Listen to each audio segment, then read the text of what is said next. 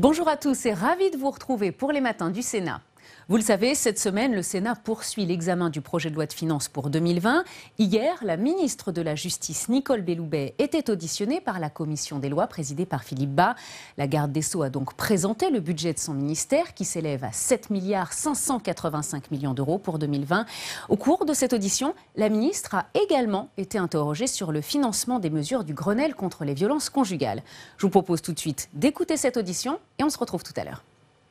Nous auditionnons ce soir Madame Nicole Belloubet, garde des Sceaux, ministre de la Justice, sur son projet de budget. Je fais, Madame le garde des Sceaux, une observation liminaire. De toute façon, vous y aurez droit, donc autant la faire immédiatement. Cette année, les crédits du ministère doivent s'inscrire dans la trajectoire qui a été fixée par la loi de programmation 2018-2022 et de réforme de la justice. Vous savez, Madame la garde des Sceaux, que cette trajectoire nous semblait d'ailleurs en dessous des besoins réels de notre justice. Or, nous constatons que la programmation budgétaire pour 2020 s'éloigne déjà en partie de ce qu'a voté le Parlement il y a tout juste 6 mois. C'est donc sur une tonalité plutôt réservée que s'ouvre pour nous le débat budgétaire sur les crédits de votre ministère. Nous avons eu l'occasion de vous auditionner récemment sur d'autres questions, et en particulier sur les critères qui sont mis en œuvre pour attribuer les spécialités qui font partie de la réforme au sein des juridictions.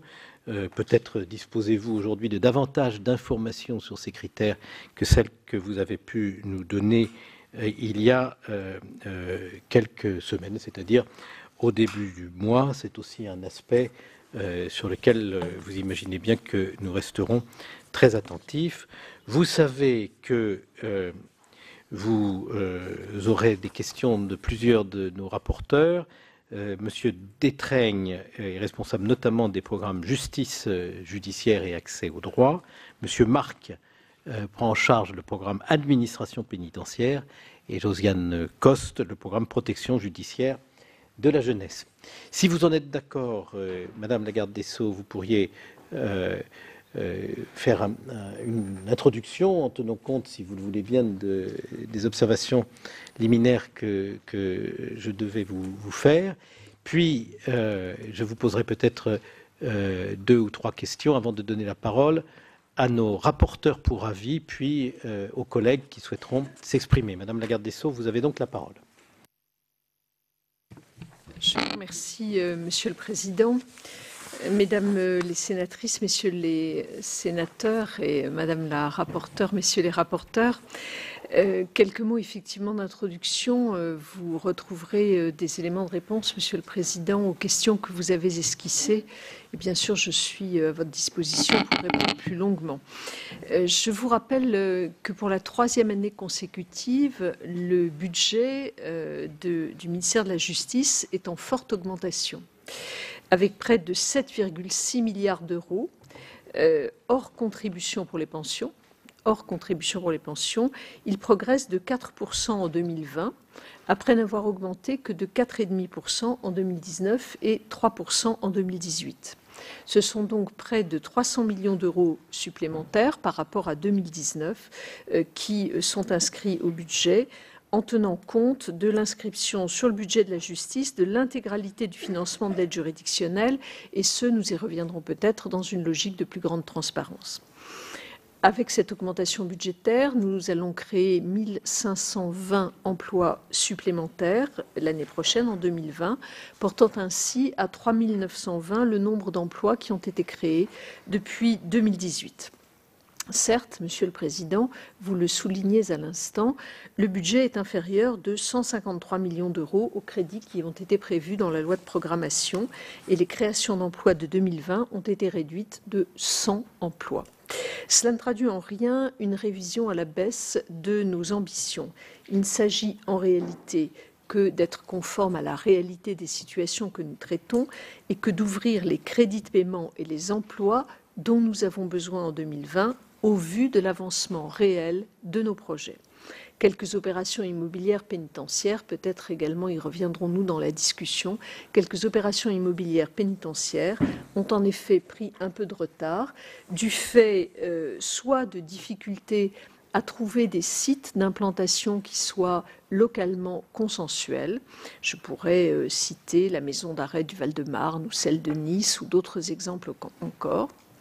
Et j'ai souhaité par ailleurs que nous tirions les enseignements de l'opération des Baumettes 2 à Marseille avant de lancer l'opération Baumettes 3. Et ce décalage amène en réalité à réduire un peu les dépenses immobilières en 2020, ainsi que les créations d'emplois qui sont nécessaires à la préfiguration des ouvertures d'établissements pénitentiaires. C'est de cette réalité-là que le budget 2020 tient compte, sans aucune remise en cause de l'objectif des 15 000 places de prison supplémentaires qui ont été annoncées au moment de la loi de programmation. Nous venons par ailleurs, et je dois le signaler parce que ça témoigne de l'intérêt des projets que nous conduisons, nous venons par ailleurs d'obtenir 35 millions d'euros supplémentaires de financement par le Fonds de transformation de l'action publique pour des prisons dites expérimentales de réinsertion par le travail, ce qui montre le caractère innovant de ce projet. Avec une telle progression des crédits, le gouvernement confirme très clairement la priorité qui est accordée à la justice. Ces moyens renforcés nous permettent de mettre en œuvre la réforme de la justice que porte la loi du 23 mars 2019 et les premiers effets de cette réforme se font d'ores et déjà très concrètement sentir aujourd'hui. Tout citoyen peut désormais suivre son affaire civile en ligne. Les majeurs protégés peuvent voter, se marier, divorcer sans autorisation préalable d'un juge. Les démarches à accomplir par les personnes chargées de leur protection sont simplifiées et accélérées. Les premières audiences des cours criminelles départementales ont d'ores et déjà eu lieu, réduisant ainsi de manière importante le délai d'audiencement et évitant la correctionnalisation de certains crimes. La justice antiterroriste, par ailleurs, est renforcée avec la création, en juin dernier, du parquet national antiterroriste et du juge de l'indemnisation des victimes d'actes de terrorisme. Ce ne sont que quelques exemples de la transformation de la justice et ce n'est qu'un début pour cette transformation. L'effort d'investissement pour une justice de qualité se poursuivra en 2020 pour améliorer le service rendu à nos concitoyens et plus particulièrement aux justiciables. Je voudrais évoquer quelques thèmes. Le premier s'attache à la réforme de l'organisation judiciaire. Vous le savez, au 1er janvier prochain, les tribunaux judiciaires seront créés par fusion des tribunaux de grande instance et des tribunaux d'instance. C'est une des avancées importantes de l'année 2020. Cette réforme rendra la justice de première instance plus lisible et plus claire, tout en permettant de traiter les contentieux les plus techniques de manière spécialisée si nous avons des propositions en ce sens. Il y aura ainsi plus de souplesse d'organisation et plus de spécialité et donc de rapidité. Dans un souci de proximité, je le réaffirme devant vous, tous les lieux de justice seront maintenus.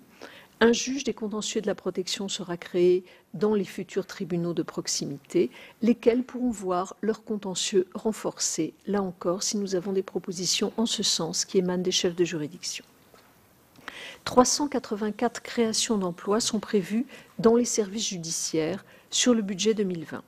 Ces créations d'emplois favoriseront la mise en œuvre de la réforme dont je viens de vous parler et l'adaptation des organisations de travail. Elles permettront notamment, ce qui est tout à fait essentiel, de poursuivre la résorption de la vacance, aussi bien dans les greffes, le développement de l'équipe autour du magistrat et l'augmentation des effectifs de magistrats, notamment dans les domaines prioritaires que constituent la justice pénale des mineurs et la lutte contre la délinquance financière. D'ores et déjà, à la fin de l'année 2019, il faut souligner que les vacances d'emploi de magistrats par rapport à la clé de répartition dont nous disposons aujourd'hui sont presque totalement résorbées puisque nous sommes à un seuil de vacances seulement de 0,9% de vacances d'emploi de magistrats. 0,9% au mois de septembre, alors que nous étions les années précédentes à 5% de vacances d'emploi. La nouvelle programmation immobilière judiciaire, qui a été dotée en 2019 de 450 millions d'euros d'autorisation d'engagement supplémentaires, est désormais lancée. Ainsi, 161 millions d'euros de crédits de paiement seront ouverts en 2020 et permettront d'accompagner cette réforme de l'organisation des juridictions et d'améliorer les conditions de travail des magistrats et des personnels de greffe. Des opérations importantes de réhabilitation ou de reconstruction vont ainsi passer en phase travaux et à titre d'exemple, je peux citer Bourgoin-Jallieu, Vienne, Pau et d'autres encore. Les moyens de fonctionnement des juridictions, qui avaient été fortement revalorisés en 2019 à hauteur de 9%, sont consolidés à un niveau élevé, 375 millions d'euros, pour garantir le bon fonctionnement de la justice au quotidien. Mais nous faisons aussi des économies de bonne gestion en regroupant, par exemple, des services comme les services de la Cour de cassation et de la Cour d'appel de Paris, que nous regroupons à l'île de la Cité, sur le site de l'ancien palais de justice, pour mettre fin à de nombreuses locations très coûteuses. C'est le premier point sur lequel je passe peut-être un peu brièvement, mais j'y reviendrai si vous le souhaitez. Le second point sur lequel j'attache beaucoup d'intérêt, c'est évidemment la nouvelle politique des peines. L'entrée en vigueur de cette nouvelle politique des peines en mars 2020, car il n'y a jusqu'à présent que très peu de dispositions qui sont entrées en vigueur. Donc la majeure partie des dispositions entrera en vigueur en mars 2020 et cela constituera également une étape majeure pour la réforme de la justice, nécessitant un accompagnement fort des juridictions pour promouvoir notamment le prononcé de peines autres que les courtes peines d'emprisonnement, ainsi que des alternatives à la détention provisoire. 400 emplois seront ainsi créés en 2020 dans les services pénitentiaires d'insertion et de probation, portant à 950 le nombre d'emplois créés en 3 ans dans ces services.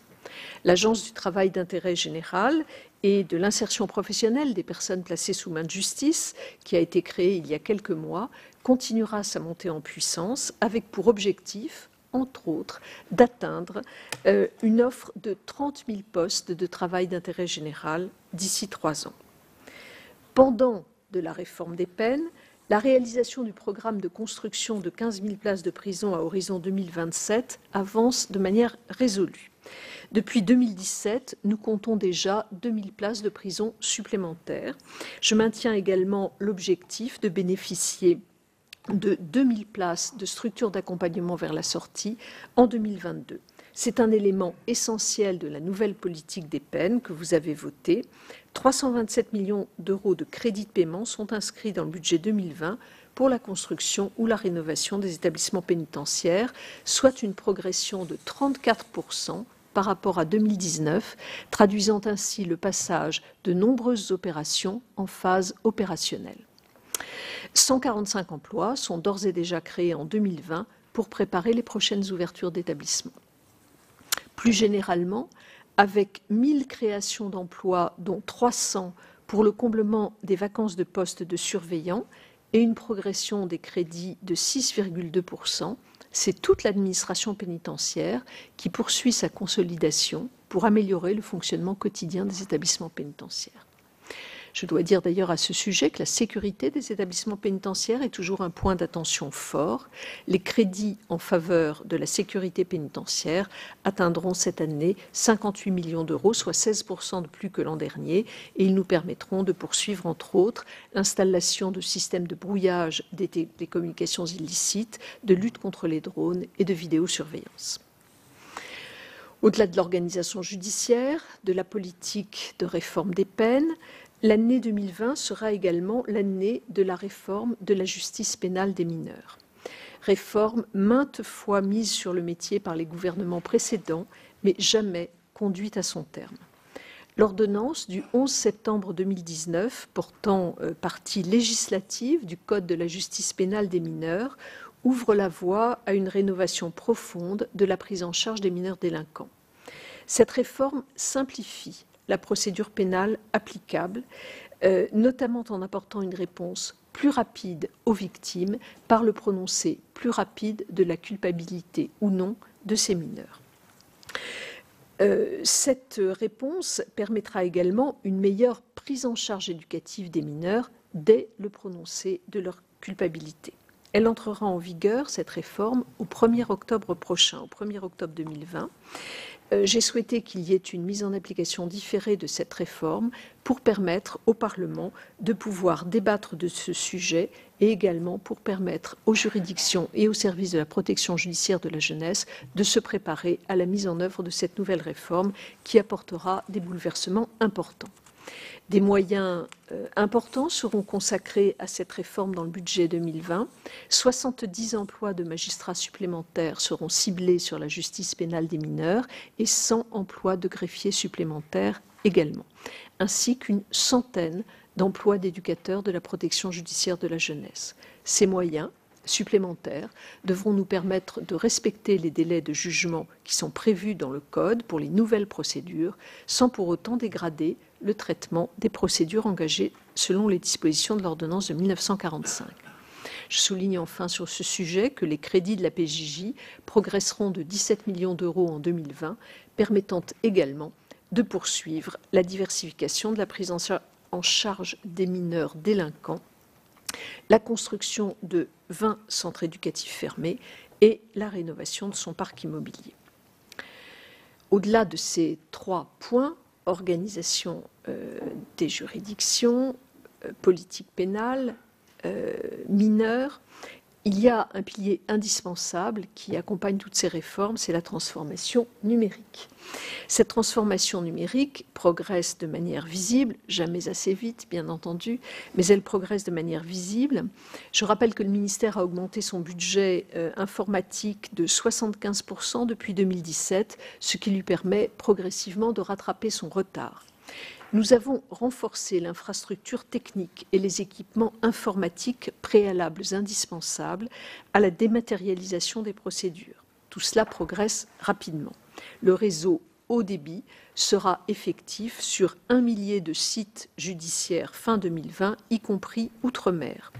20 000 ordinateurs seront remplacés au premier semestre 2020. Près de 1900 équipements de visioconférence seront opérationnels, permettant notamment, et c'est un sujet sur lequel nous reviendrons peut-être, que 20% des extractions judiciaires soient évitées par la visioconférence. Nous développons également de nouvelles applications sur le portail du justiciable. Ce portail du justiciable que vous atteignez par justice.fr. Ce portail du justiciable, c'est l'un des objets de la vie quotidienne, l'un des OVQ portés par le gouvernement et qui est suivi dans le cadre du comité interministériel de transformation publique. Ce n'est d'ailleurs pas le seul. Nous travaillons également avec Christophe Castaner à développer une nouvelle procédure pénale numérique de bout en bout, autrement dit de la plainte jusqu'au jugement. Dans le cadre de ce travail, le sujet de la plainte en ligne sera évidemment une question majeure. Dans ce contexte de transformation importante de la justice, je souhaite évoquer un dernier point qui est celui de l'accès aux droits et de l'aide aux victimes qui sont particulièrement importants. J'ai souhaité réaliser en 2020 une réforme de l'aide juridictionnelle. Je m'y étais d'ailleurs engagée au moment où nous avons évoqué ce sujet lors de la loi de réforme de la justice. Réforme de l'aide juridictionnelle axée sur la simplification et la modernisation du dispositif. J'ai lancé pour cela la construction d'un nouveau système informatique, le système d'information de l'aide juridictionnelle, le SIAGE, qui permettra de déposer une demande d'aide juridictionnelle en ligne et de dématérialiser ensuite son traitement. Cette application commencera à être déployée avant la fin de l'année 2020. J'ai entrepris également, dans le cadre d'un décret en cours d'examen au Conseil d'État, de simplifier les modalités de contractualisation entre les barreaux et les juridictions, pour en faire un véritable outil d'amélioration de la qualité de la défense des bénéficiaires de l'aide juridictionnelle, notamment en matière de violence conjugale, et d'ouvrir la possibilité d'expérimenter avec les barreaux volontaires des structures dédiées à la défense des bénéficiaires de l'aide juridictionnelle. Ce projet de réforme est désormais complété par un amendement important qu'ont déposé conjointement les députés Philippe Gosselin et Naïma Moutchou et qui a été adopté à une très large majorité par l'Assemblée nationale. Cet amendement transpartisan, issu du rapport très documenté que m'ont remis ces deux députés en juillet dernier, propose d'inscrire dans la loi plusieurs modifications essentielles pour la simplicité et l'efficacité de l'aide juridictionnelle. La principale réforme, c'est l'utilisation du revenu fiscal de référence comme principal critère d'appréciation des ressources pour l'éligibilité à l'aide juridictionnelle, ce qui permettra d'automatiser les contrôles et d'accélérer l'octroi de l'aide juridictionnelle. Mais mon action déterminée en faveur de l'accès au droit va au-delà de l'aide juridictionnelle. Le réseau d'accès au droit sera ainsi optimisé, avec notamment la présence de conciliateurs de justice dans chaque maison France Service. Un effort particulier sera donc réalisé dans le budget 2020 pour développer par ailleurs les espaces médiatisés de rencontres, afin de consolider l'action de ces structures qui, vous le savez, sont indispensables à la préservation des liens entre parents et enfants en cas de crise familiale grave. L'expérimentation de la tentative de médiation familiale préalable obligatoire pourra être prolongée d'1 an grâce à un amendement adopté par l'Assemblée nationale, ce qui nous permettra de mieux l'évaluer. Je parle cette fois-ci hors violence familiale. Les crédits consacrés à l'aide aux victimes continueront leur progression, plus 10% depuis 2017, avec un effort tout particulier dans le cadre des victimes de violences conjugales, dans le cadre des travaux du Grenelle qui ont été présentés hier. S'y ajoutera le financement du dispositif bracelet anti-rapprochement qui sera mis en œuvre en 2020 et sera pris en charge sur le budget de l'administration pénitentiaire grâce à des reports de crédits, comme vous pourrez le voir dans la loi de finances rectificative. Toutes ces réformes ne pourront réussir qu'avec l'engagement de tous les agents du ministère. C'est la raison pour laquelle 20 millions d'euros de crédits seront consacrés en 2020 à la valorisation de leur travail, de leurs compétences et à l'accompagnement des réformes. Ils financeront notamment, dans le cadre de l'administration pénitentiaire, la réforme de la chaîne de commandement et de la filière technique, la revalorisation des astreintes et des magistrats du parquet pour les judiciaires et l'évolution des directeurs de greffe du tribunal judiciaire, mais également la poursuite de la mise en œuvre du PPCR, parcours professionnel, carrière et rémunération, la création du corps des cadres éducatifs à la PJJ, ainsi que la poursuite du versement de compléments indemnitaires annuels au mérite. L'action sociale en faveur des agents du ministère continuera, elle aussi, de progresser. Voilà, mesdames les sénatrices et messieurs les sénateurs, ce que je souhaitais dire en propos préalable. 2018 et 2019 ont été des années de conception et de pose de première pierre des chantiers de réforme de la justice. 2020 sera l'année de la réalisation et du suivi des premiers résultats. La loi n'est en effet que la condition nécessaire mais non suffisante à la modification des pratiques de nos organisations et nous sommes aujourd'hui entrés dans le temps de l'application, ce qui mobilise profondément notre énergie. Les indicateurs de performance qui figurent dans les documents budgétaires vous permettront de suivre, qui ont été revisités à l'occasion de l'adoption de la loi de justice, de la loi de réforme de la justice, vous permettront de suivre les évolutions que nous apportons. Voilà ce que je souhaitais dire, mesdames les sénatrices, messieurs les sénateurs. Madame la garde des Sceaux, je vous remercie. Il y a plusieurs éléments importants dont je veux vous donner acte, et notamment le chiffre que vous avez indiqué de l'évolution des vacances d'emploi de magistrats.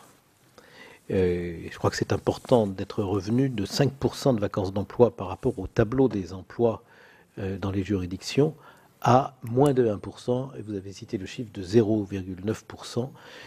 Quand on connaît la situation de beaucoup de juridictions, c'est un élément positif que je veux souligner après vous avoir entendu, Madame la Ministre, tout en soulignant aussi que, naturellement, ce pourcentage est calculé par rapport à une répartition d'emplois qui a longtemps été considérée comme une référence intangible, mais qui devrait être réexaminée certainement pour tenir compte de l'évolution des contentieux dans les juridictions. Mais en tous les cas, compte tenu de la situation que nous avons connue depuis une dizaine d'années, c'est une amélioration qui mérite d'être relevée. De même, dans le domaine de la diversification des peines, je crois que c'est aussi important de souligner que le développement des alternatives aux peines de prison est une nécessité sur laquelle nous nous retrouvons les uns et les autres. C'était aussi une des conclusions du rapport sur la réforme de la justice que nous avions présenté en avril 2017. Le développement de 30 000 peines d'intérêt général d'ici 3 ans est un chiffre que je relève de manière positive, de même que l'évolution qui avait été arrêtée au cours des années précédentes, qui avait pratiquement cessé depuis 2011 en faveur du bracelet électronique.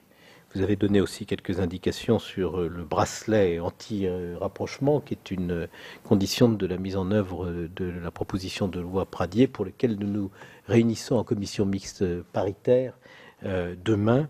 Et évidemment, il ne sert à rien de légiférer si les moyens ne suivent pas. Et je voulais justement, avant que vous apportiez ces éléments de réponse, vous poser cette question de la mobilisation des moyens nécessaires à la mise en œuvre de cette proposition de loi et de ce bracelet anti-rapprochement. J'ai plusieurs autres observations à vous présenter. Il me semble tout de même que l'on sait depuis longtemps que les constructions de prisons supposent un travail de concertation étroite avec les collectivités d'implantation.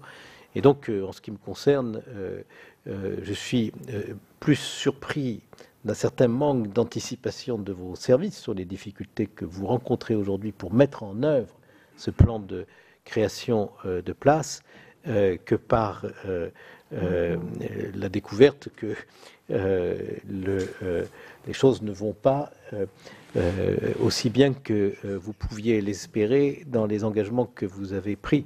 Or, ces engagements nous avaient paru, vous vous en souvenez, parce que nous en avons longuement débattu, en dessous de ceux qu'avait pris le président de la République au moment de la campagne présidentielle de 2017. Ce qui m'amène à vous poser une question simple et claire.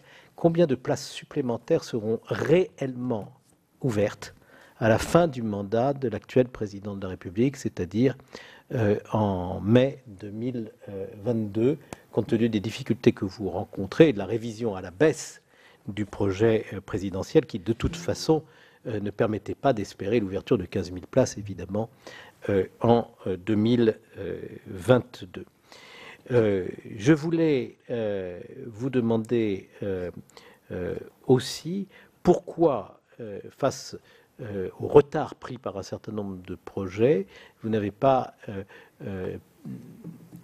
fait basculer vers les juridictions judiciaire une partie au moins de ce que vous aviez prévu d'engager comme crédit pour les constructions de prisons. Parce que nos tribunaux, et vous l'avez relevé en évoquant par exemple l'île de la Cité, mais nos tribunaux ont aussi besoin, pour certains d'entre eux, d'échapper à une vétusté qui rend les conditions de travail des magistrats et des greffiers et des personnels de justice, comme les conditions d'accueil des justiciables, parfois très tendues.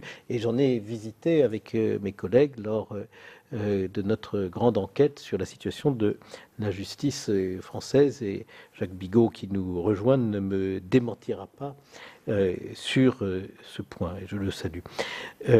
Enfin, je voulais vous dire que j'ai lu dans un grand quotidien du soir que peut-être vous pourriez, dit le quotidien, mais j'aurais été heureux que nous ayons pu nous en entretenir avant que la presse en soit informée, que peut-être la loi organique que nous avons adoptée le 24 octobre 2017 pourrait vous servir de vecteur pour faire adopter par l'Assemblée nationale un certain nombre de dispositions qui vous sont utiles. Alors je suis à la fois très heureux que cette hypothèse de travail soit mentionnée, même si je suis surpris de l'apprendre par la presse. Et je dois vous dire que s'il s'agit de faire vite, ce texte était à votre disposition depuis le 24 octobre 2017. Il l'est toujours. Et en ce qui me concerne, je serais ravi de coopérer avec vous pour le bon aboutissement de cette de cette loi organique, bien entendu, mais peut-être avez-vous des informations plus précises que celles que je recueille dans la presse à nous apporter sur ce point. Voilà, je vous laisse de nouveau la parole. Merci, Monsieur le Président. Je vous remercie d'avoir relevé 3 éléments positifs sur les vacances de magistrats, les alternatives à la détention et le financement prévu pour le bracelet anti-rapprochement. Ce que je voudrais ici dire, c'est que ce sont effectivement des données positives, en tout cas pour les 2 premières, mais que je ne les prends pas comme des données de réussite définitive. Vous avez eu raison de souligner que les vacances de magistrats sont quasiment réduites à ce qu'on appelle du frictionnel. Je ne pense pas qu'on puisse faire beaucoup mieux. Pour autant, ça ne signifie pas que nous devons nous reposer sur nos lauriers. Vous avez raison de préciser que la répartition des postes s'effectue selon une clé de répartition qui date d'il y a quelques années. Nous sommes en train de retravailler avec les organisations syndicales, avec l'ensemble des partenaires, pour faire évoluer cette clé de répartition, de sorte que cela correspond à des données plus actualisées, d'évolution de la charge de travail, de mise à disposition de nouveaux outils, de priorités qui ont changé. Donc, nous sommes en train de travailler là-dessus, mais dans le cadre des données actuelles, la situation est meilleure du point de vue des magistrats. Je le sens d'ailleurs lorsque je vais dans les juridictions. Pour les greffiers, la situation n'est pas aussi bonne que pour les magistrats. Nous avons un taux de vacances qui est autour de 7%. Donc c'est un point sur lequel nous devons progresser. L'École nationale des greffes tourne à plein régime. Nous allons cette année, je crois, avoir 1000 greffiers qui vont sortir de l'école ou entrer à l'École nationale des greffes. Donc vraiment, nous avons 3 promotions par an à l'ENG. Nous ne pouvons pas former plus de greffiers, mais il y a encore, de ce point de vue-là, un taux de vacances qui est trop élevé que nous diminuons progressivement. Sur les alternatives à la détention, oui, effectivement, nous souhaitons développer le bracelet électronique, le travail d'intérêt général, bref, le placement extérieur, bref, des peines qui sont des peines différenciées. Mais là encore, la loi, c'est important, c'est la concrétisation qui est tout à fait essentielle et nous travaillons beaucoup avec les magistrats, avec les services pénitentiaires, avec l'administration pénitentiaire pour, faire évoluer les perceptions que les uns et les autres peuvent avoir de la peine, de son évolution. Donc c'est un travail qui est en cours et qui est évidemment tout à fait essentiel. Vous avez après évoqué, Monsieur le Président, 3 points. Le premier point, c'est sur le travail d'anticipation. Vous me faites reproche de mon manque d'anticipation. Mais, cher Président Bas, les terrains, je les ai. Je sais où ils sont. La difficulté que nous avons, elle n'est pas de trouver